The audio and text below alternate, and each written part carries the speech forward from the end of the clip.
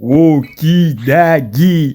D'où alors vous commentaires de combat, Oli Kobago. Alors là, tout récemment, à savoir hier, je suis passé expert. Donc là, vous pouvez voir ma qualité de lancer sur le Mont Peko, le petit passage expert après avoir fait 3 victoires. Donc, de base, j'ai prévu de faire un shortcast de mon passage expert. Sauf que, pour pas vous mentir, les combats sont pas si ouf que ça. Du coup, je me suis dit, j'allais faire une série aujourd'hui, puisque hier, j'ai appris à utiliser ma team. Et aujourd'hui, je l'ai vraiment utilisé à son plein potentiel. Du coup, les combats d'aujourd'hui sont d'une qualité bien supérieure. Donc, si jamais vous tenez à voir le passage légende en entier, n'hésitez pas à me le dire dans les commentaires. Je peux faire un épisode spécialement dédié à ça. Mais sinon, là, qui dit que j'ai eu le passage expert, dit que j'ai eu une nouvelle tenue. Du coup, je suis allé l'essayer direct. Je l'ai même mis dans la miniature de cette vidéo. Enfin, de fond d'écran. Enfin, bon, vous avez capté. Donc, bref, trêve de bavardage. On va parler maintenant de la team. Du coup, la team, elle est composée de Pandorbar, Quillfish et Ossature d'Alola Obscure. Alors, j'ai un shiny, du coup, je flex. Je vais pas vous mentir, je me fais plaisir avec. Et bon, le panda, vous l'avez déjà vu sur ma chaîne. Je l'affectionne parce qu'il fait le taf. En plus de ça, celui que j'ai, il est plutôt bien classé. Donc, franchement, il fait plaisir. Le Quillfish, étonnamment, il gagne les CMP face à beaucoup de Pokémon. Donc, franchement, Quillfish, Pokémon sous-estimé. Il place le Hydro qui a 4 attaques. À mon avis, après cette Remix Cup, il y aura plus de gens qui vont jouer des équipes autour de Quillfish. Enfin bref, si vous voulez plus d'infos par rapport à ce qui est affiché à l'écran, n'hésitez pas à faire pause puisque c'est le résumé de PV Poké et trêve de bavardage, plus de combats. On commence par un terrible adversaire, puis on se retrouve face à ce Gengar Life. Du coup là, on a un Core Breaker en plus, puisque Samurai, il est capable de battre tous nos Pokémon. Du coup, on n'a pas trop le choix, on va rester avec le Panda. Le Panda, pour le coup, au moins, il résiste à Griffon, même s'il va prendre des big damage sur un potentiel aéropique. Je pense qu'il peut au moins en encaisser un. On place le Tranche-Nuit en CMP, l'adversaire qui choisit de jouer le CMP, mais qui a overform juste avant. On va mettre le bouclier. On sait qu'on peut encaisser l'aéropique, mais bon, on met le bouclier, on va replacer un tranche-nuit avec un peu de chance, on aura le boost. Et ça pourra nous mettre bien pour la suite. On place le tranche-nuit, il choisit de mettre son bouclier maintenant. Du coup, on a un bouclier chacun, on tente le catch et let's go. Encore une fois, le catch il passe, on catch le aéropique sur le Quillfish. Ça fait super plaisir. En plus de ça, face à ce Gengar Life qui était en live. Et du coup, là, il choisit de répondre avec Draco. Oui, ça c'est chaud. On va placer le laser glace. En vrai, je pense qu'à ce stade-là, clairement, il fallait beat parce que là, si on met son shield, on sait pas, on met le laser glace et il met son bouclier. Du coup, là, en vrai, on est un peu dans la sauce. Puisque si on avait placé 2 hydro-queues, peut-être qu'il aurait été à portée de forme down pour un de nos Pokémon. Mais bon, on va envoyer le panda. Panda, il a pas un bug de fou. Et Draco, il tape comme un sourdingue. Du coup, on va mettre notre bouclier, histoire de préserver un peu de vie. On va placer le tranche-nuit dès qu'on l'a, histoire d'éliminer ce Draco. Parce que le Draco, franchement, là, il met une pression de fou sur le reste de la team. Le tranche-nuit qui part. Est-ce que le tranche-nuit fait le chaos? Et non, ça fait pas le chaos. Du coup, là, on va tenter de farm down. Malheureusement, on se fait devancer par le Draco. Et on va devoir, malheureusement, perdre notre Panda. Du coup, là, tous nos espoirs sont sur le Ossature. Est-ce que le Ossature, il est capable de 1v3? En tout cas, là, il a pu éliminer le Draco. Ça fait super plaisir. Qu'est-ce qu'il choisit de faire? Quel est son dernier Pokémon? Est-ce qu'on va le voir? Est-ce qu'on va voir le retour du Samurai? Le Samurai qui compte sur le terrain. On fait plein de dégâts. Et là, il fait un magnifique catch. Puisqu'il cache le Masdoche sur Resistil. Et en vrai, j'ai pas envie de dire ça nous met dans la merde. Puisque dans tous les cas, même sans le catch, j'arrive pas avec assez d'énergie pour pouvoir gérer le Resistil parce que là, je peux spammer les Masdos. Au somme, ça fait mal, mais Masdos, c'est clairement l'attaque à envoyer parce que ça fait des big damage. Malheureusement, le Resistil résiste et il peut placer une attaque. Si c'est le cas, non, c'est sûr et certain, ça va faire le chaos. Du coup, là, malheureusement, on va perdre cette game. Mais bon, très très belle game. Je trouve que je me suis plutôt bien battu pour un perdant. Enfin bref, trêve de bavardage, on passe au combat suivant, on est face à un expert, du coup là, on aura du gameplay de qualité, et on est face à un Tracy qui a le badge du meilleur copain, du coup là, le panda il commence à le puncher, on va le puncher bien comme il faut, de toute façon, on est de type combat, on résiste à l'immédiate, qu'il attaque roche, on a juste peur du pouvoir lunaire, le pouvoir lunaire c'est 2 fois super efficace, sur le type ténèbres et sur le type combat, on place le close combat, l'adversaire qui n'avait pas son bouclier et qui prend des big damage, à ce stade là, je pense pas qu'on a notre close combat, on fait le chaos, du coup là, on se permet de votre forme. On va mettre le bouclier, c'est ça qui paye ta Iogem. Iogem qui coûte moins cher que le pouvoir lunaire. Du coup là, on place de nouveau le close combat. Close combat à ce stade-là, je pense que ça peut faire le chaos s'il met pas son shield, il met pas son shield et let's go, ça fait le chaos. Du coup, là, on switch direct pour le Quillfish. Quillfish, c'est clairement notre C-Swap parce qu'il est super spammy. On va placer le laser glace, on l'envoie pas direct, on fait un petit périté de préférence puisque là, les joueurs de Gold Rift, généralement, ils mettent leur bouclier, l'adversaire qui ne colle pas le bait et qui met son bouclier et c'était du CMP. Let's go, best case scénario. S'il fait de la bait avant glace, on est plutôt pas mal. Malheureusement, il balance direct le ballon. Du coup, là, il va falloir revenir avec le Panda parce que le Ossature, avec son attaque feu, il met la pression, mais il a pas trop envie de se manger des dégâts d'étonnement. Du coup, là, on revient avec le Panda, on va faire 4 immédiates pour être optimal au niveau du timing. On place le tranche-nuit. Le tranche-nuit à ce stade-là, à mon avis, ça peut faire le chaos si l'adversaire ne met pas son bouclier. Il met son bouclier. Du coup, là, on fait de nouveau une immédiate et on replace le tranche-nuit. En vrai, là, le Gold Rift est quand même plutôt healthy. Je sais pas si le tranche-nuit, ça fait le chaos. Le tranche-nuit, big damage, mais pas assez.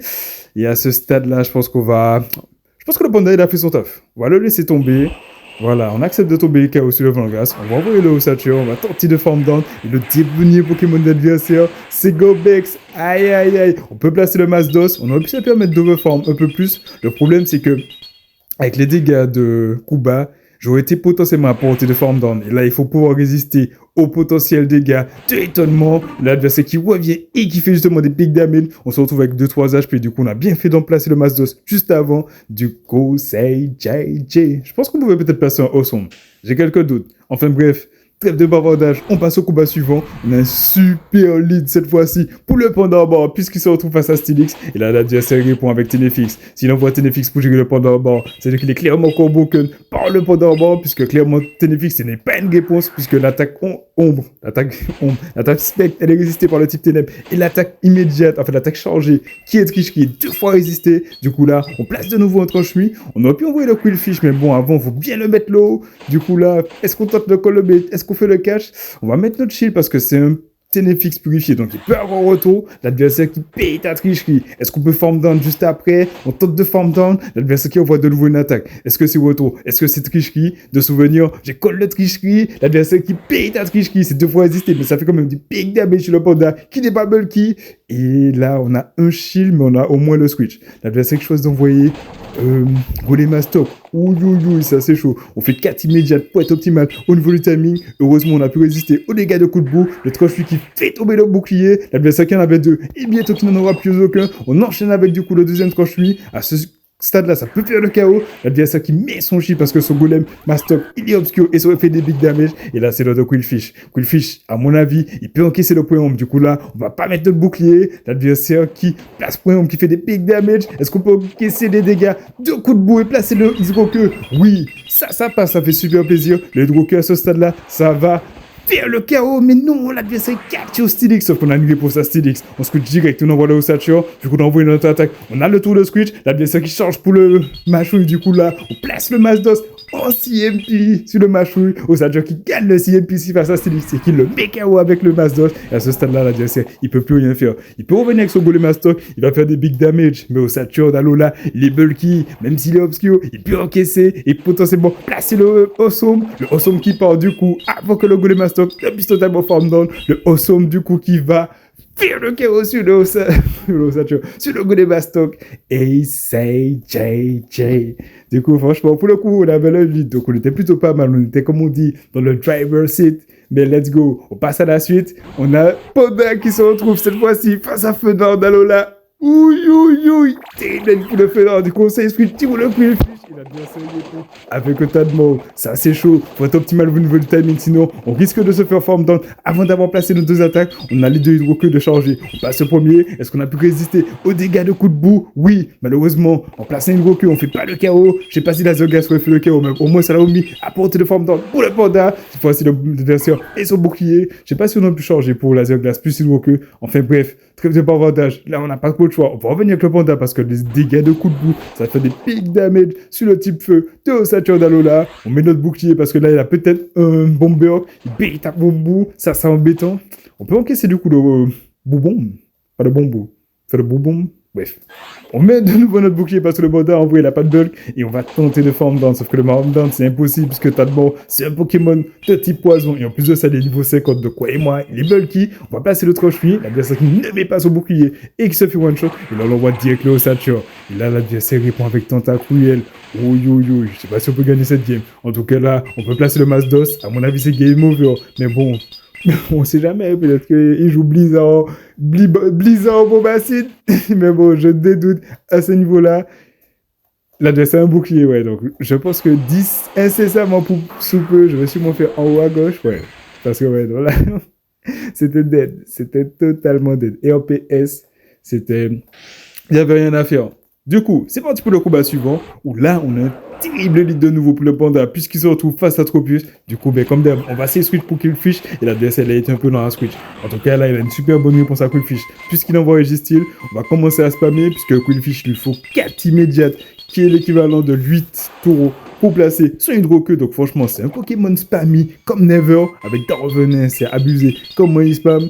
En tout cas, dans tous les cas, c'est des attaques qui sont stabées. Il n'y a que Laser Glace qui n'est pas stabé. Mais Quillfish, il a une grosse stat d'attaque. Il gagne le CMP, notamment face à des Pokémon comme Typhlosion. L'adversaire qui peut faire le KO avec les canons. Sauf que là, on a envie de faire tomber un bouclier. Du coup, là, on met notre switch. On a la stat d'attaque qui baisse. Mais c'est pas pour autant qu'on ne peut pas placer 2 Hydro-Queue. A priori, 2 Hydro-Queue. Il y a moins que ça fasse le KO sur le Registeel.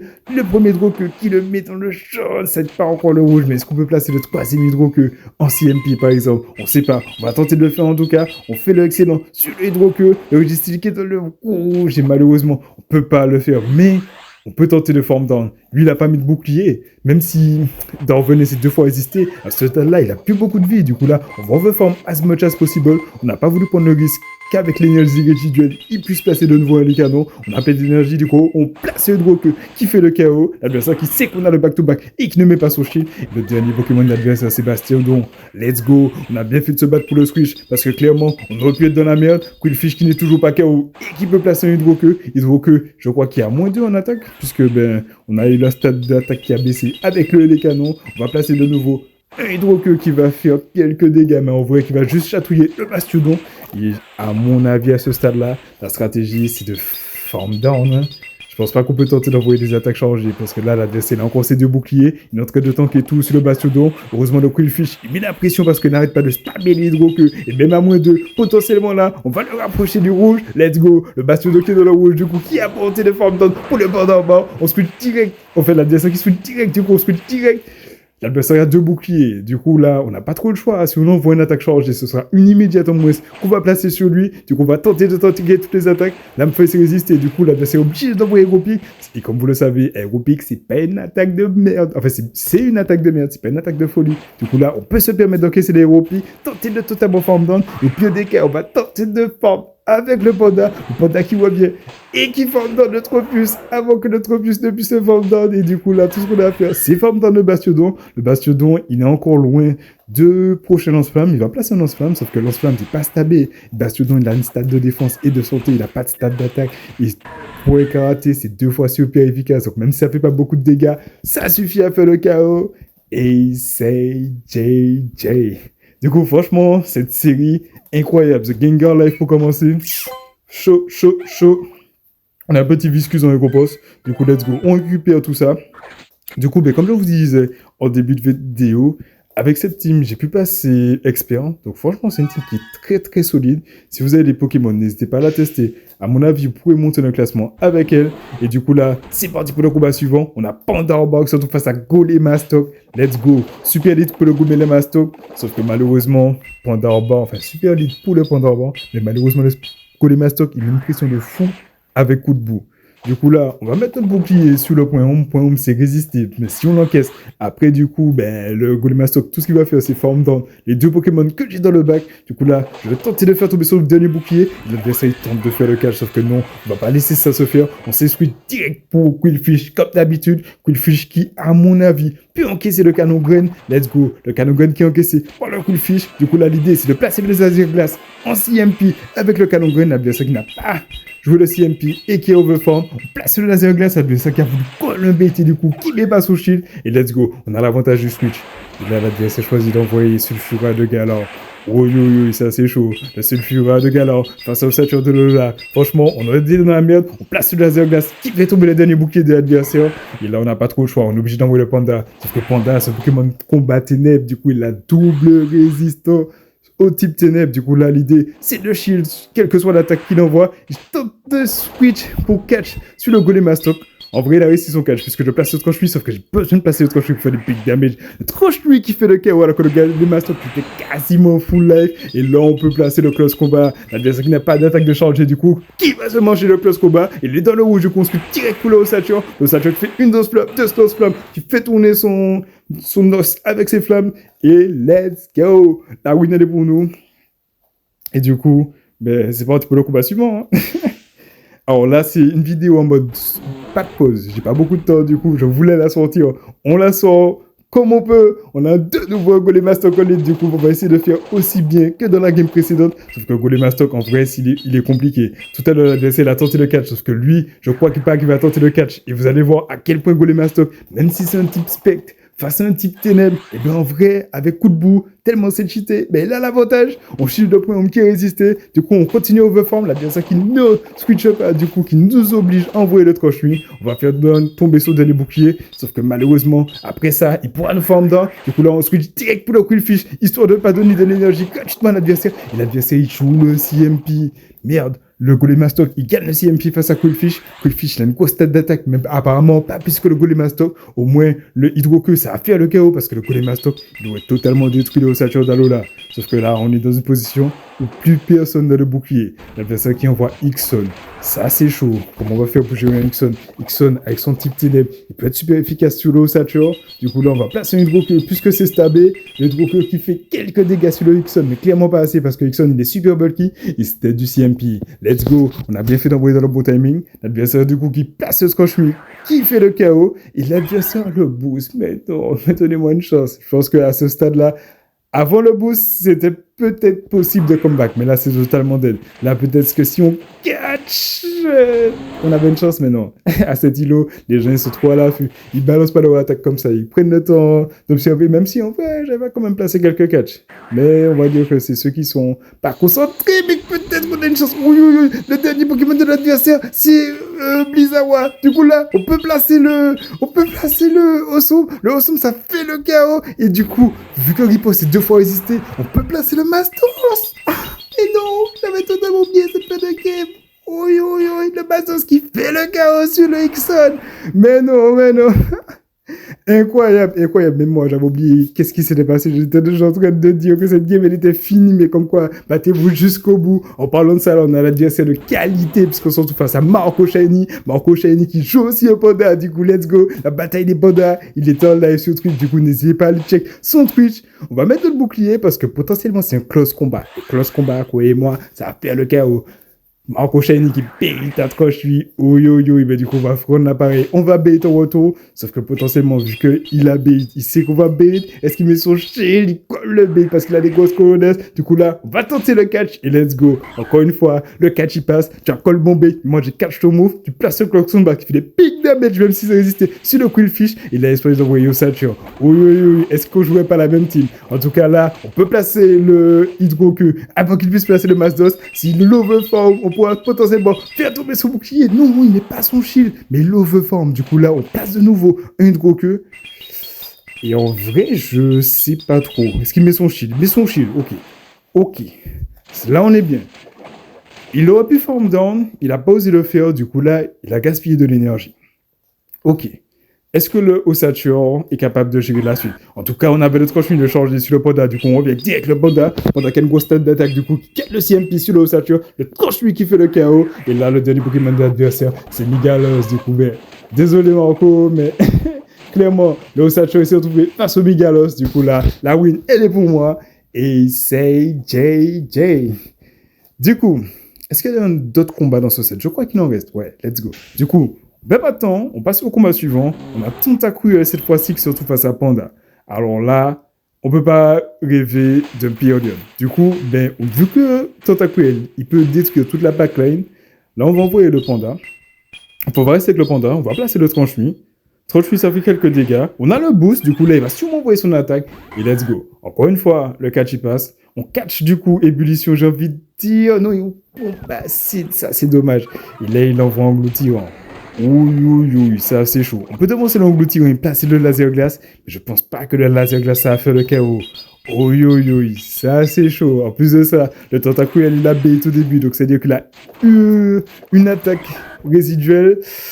On peut pas se permettre de revenir avec le Ossature et de se manger un centrifugif. Du coup, ben, on va envoyer le panda et on va encaisser, puisque ben, Engloutirant, il n'est pas connu pour avoir une grosse stat d'attaque. Du coup, il y a moyen que ce soit juste un Draco Griff, l'adversaire qui envoie Bomb Block, qui fait des big damage puisqu'on se retrouve dans le rouge. Et là, on n'a pas trop le choix. On est obligé de switch. Cette fête de game, ça va être vraiment compliqué. On a Ossature qui se retrouve face à 2 Pokémon. On a 2 boucliers chacun. Et là, il envoie... What?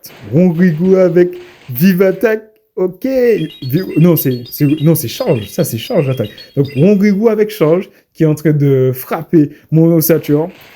Du coup, à ce stade-là, clairement, l'attaque qui va faire le plus mal, c'est Ébullition. Ou un Machouille après une stade de défense qui baisse. Du coup, je vais pas mettre mon shield et il tape la cage. Ça fait super plaisir. Du coup, je fais une immédiate supplémentaire et je place le Masdos. Masdos, c'est neutre. Du coup, c'est à moins que ça mette le Rongrigou à portée de Farm Down. Let's go. Ça fait super plaisir. On va mettre le bouclier puisqu'on a plein d'énergie. Donc, même si on a un bouclier en moins, on est en avance au niveau de l'énergie sur le tentacule.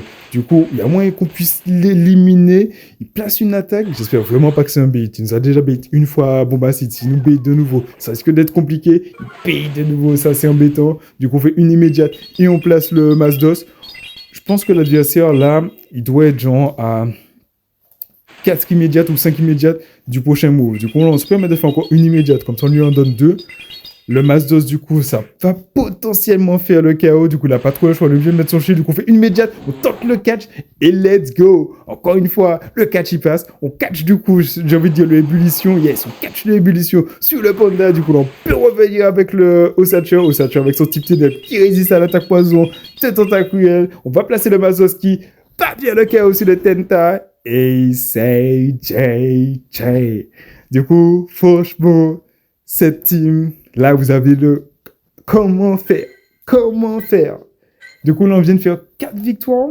Donc, l'objectif, c'est de tenter de faire le petit 5 victoires qui va nous amener à peut-être 2900. Et là, on a un adversaire de qualité puisque c'est Jamie McWayne qui a participé au Regional Rally et qui était plutôt bien classé. Enfin bon, actuellement, il est comme moi, il est expert. Et là, il envoie le Samurai. Du coup, c'est le deuxième Samurai qu'on voit de la vidéo. On a vu The Gengar Life qui joue aussi le Samurai. Samurai, c'est clairement aussi un Pokémon qui est sous-côté. N'hésitez pas à le tester si vous en avez un. Du coup, là, au moins, on sait qu'on met une pression avec Danse Flamme.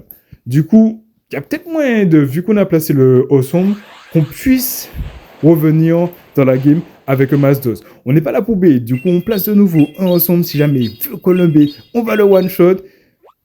Il choisit de mettre au bouclier, du coup là il a plus de bouclier du tout, et il peut pas se permettre de form down, parce que s'il tente de form down, il va placer le Masdos, sauf que non, je dis de la miette, il nous form down, et lui il est 1 HP, je pense que moi j'aurais pu le form down en retour, enfin bref, on va revenir avec le panda, il y a que Aeropic qui peut nous faire mal, mais Aeropic c'est pas stabé, et du coup il choisit de faire Aqua Bridge, du coup là, on switch direct, et on envoie le Quillfish pour tirer sur Smogogo. Et cette fin de game, ça va être super compliqué. Puisque de base, on n'est pas à l'avantage du lead. Puisqu'on avait Smogogo, type fait poison, qui du coup double résistance combat, qui était face à mon panda. Là, j'ai mon Quillfish pour le gérer. Mais là, il met la pression avec Centrifugif. Et je sais pas c'est qui le dernier Pokémon. Du coup, là, je continue overform. Je place un Hydroqueue juste avant qu'il puisse placer un Centrifugif. Si jamais il joue le CMP, il aura la mauvaise surprise de voir qu'il perd le CMP. Il choisit de jouer le CMP. Et du coup, moi, je gagne le CMP face à son Smogogo. Et en vrai, je suis plutôt pas mal. Sauf qu'en je sais pas comment gérer cette fin de game. Son dernier Pokémon, c'est quoi? Son dernier Pokémon, c'est le panda. Du coup, là, je continue à changer. Et j'envoie le Hydroqueue juste avant qu'il puisse placer son tranche-nuit. Je fais du coup 1, 2, je switch pour tenter le catch. Et là, il garde son énergie. Il peut pas envoyer tranche-nuit parce que tranche-nuit, ça a clairement pas fait le chaos. Du coup, il est obligé de faire close combat. Est-ce que je pourrais placer le Hydroqueue juste avant? Le Hydroqueux qui part avec le panda. Il gagne le CMP face au Quillfish. Du coup, j'ai gagné le CMP face à... je sais plus quel Pokémon. Et son panda a gagné le CMP face à mon Quillfish. Du coup, ben, gros GG à lui. Franchement, je suis plutôt satisfait Comment j'ai pu me défendre face à lui? Alors désolé, ce commentaire, je ne sais pas s'il est aussi qualitatif que d'autres que j'ai pu faire précédemment. Là, j'ai tenté de faire un one-shot, donc j'espère que vous appréciez l'expérience one-shot. Je vais quand même faire quelques ajustements de manière à ce que ma voix soit toujours bien calée parce que vous savez déjà, tous ceux qui font des records, il y a toujours des retards. En tout cas, je vais encore faire un big up à cette team parce qu'elle fait super plaisir. Je profite au passage pour ceux qui sont arrivés à cet endroit de la vidéo. Les teams méta pour les deux ligues en ce moment sont ces teams-là et ces teams-là. Donc, si jamais vous voulez monter dans le classement, vous jouez ces teams-là et après, il faut juste bien les jouer. Donc, je sais que j'ai dit que j'allais faire une vidéo tutoriel et que je ne l'ai toujours pas sorti. Mais personne ne me l'a réclamé en commentaire. Moi, c'est ce que j'attends. J'attends qu'on me le réclame dans les commentaires. Une fois que j'aurai vu que vous êtes déter pour l'avoir, on va faire ça bien comme il faut, en mode Rocky Daggy. En tout cas, j'espère que vous avez apprécié le contenu. N'hésitez pas à vous abonner à la chaîne si vous avez apprécié. Un petit j'aime, ça fait toujours plaisir.